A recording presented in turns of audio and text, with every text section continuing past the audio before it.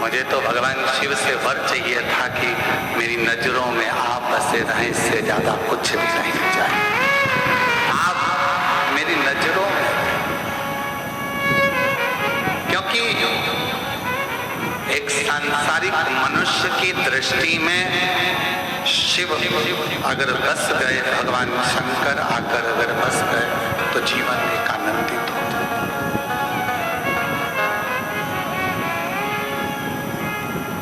बसाओ, आपके नैनों में भी सब कुछ बसाओ, पर उसके साथ में शंकर का बसाना जरूर। एक लगाओ, एक विश्वास, दो शब्द। मेरे शंकर भगवान ने अपने परिवार वालों से लगाव भी रखा। ईमानदारी से बोलना, अगर शंकर जी का लगाव परिवार से नहीं होता तो अपनी धर्म पत्नी सती मां जल के भस्म हो गई और शिव जी ने तांडव रचा दिया। अगर लगाव नहीं होता तो तांडव होता नहीं।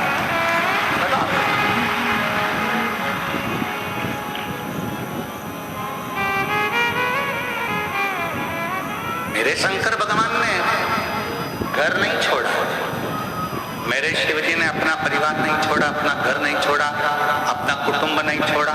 मेरे शंकर भगवान अपने परिवार बच्चों को नहीं छोड़ा। 33 कोटि देवता में केवल एक देव दिव्य महादेव ऐसे हैं जिनका पूरा परिवार जगत में पूजा जाता है। धर्म पत्नी पार्वती मां दुर्गा की भी पूजन होती है, तो गणेश जी की भी पूजन होती है, षडानंद कार्तिकेय जी की भी पूजन होती है। रिद्धि सिद्धि बहुओं की भी पूजन होती है, तो शुभ लाभ की भी पूजन होती है पोतों की।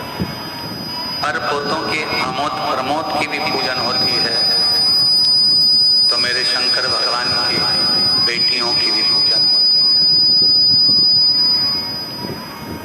वो शिव है, वो शंकर है, वो करुणा सागर, वो त्रिकालदर्शी, वो कैलाशी, वो अविनाशी है, वो शिव है। और शिव जी ने, तुमरुका जी ने चंचुला देवी से कहा कि मेरे शंकर भगवान अपने भक्त को एक वर बहुत जल्दी देते हैं। कौन सा वर देते हैं? तो कहा शिव जी अपने भक्त को वर देते हैं, तू मेरे परिवार का अंग है।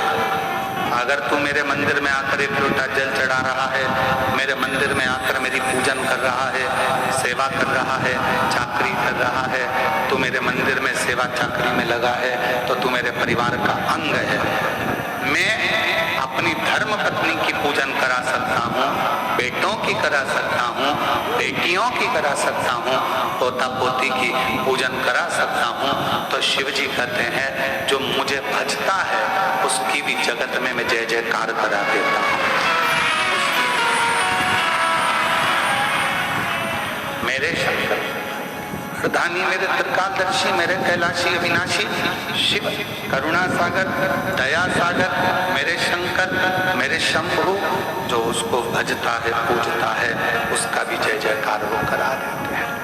आप खुद अंदाजा लगाओ, आप खुद स्मरण करिए, आप खुद विचार करिए।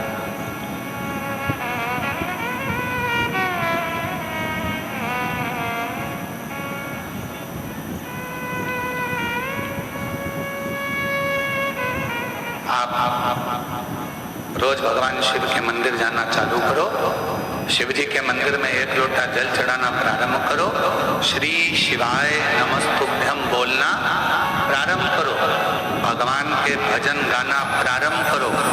मोहल्ले में, कॉलोनी में तुम्हारा वैल्यू इतनी ऊपर हो जाएगी कि मोहल्ले में कोई भी धार्मिक कार्यक्रम होगा सबसे पहले निमंत्रण तुम्हारे पास ही आएगा।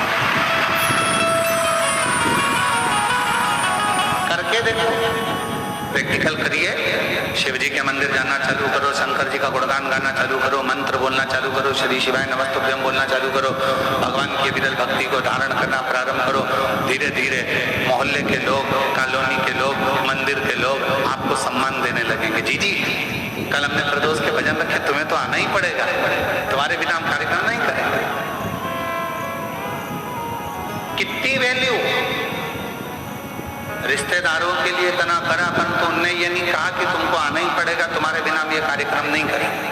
और मोहल्ले के, कॉलोनी के लोग, मंदिर के लोग, सोसाइटी के लोग, धर्म से जुड़े हुए लोग आपके भजन से इतने इम्प्रेस हो जाते हैं, आपके स्मरण से इतने इतने आनंदित हो जाते हैं, आपकी सेवा से, चाकरी से इतने आनंदित हो जाते हैं कि आपको बुलाया है।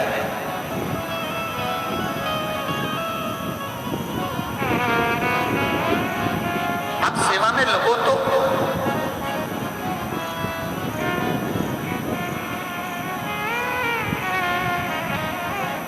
पहले हम ठाकुर जी की हवेली में सेवा करने के लिए जाते थे, तो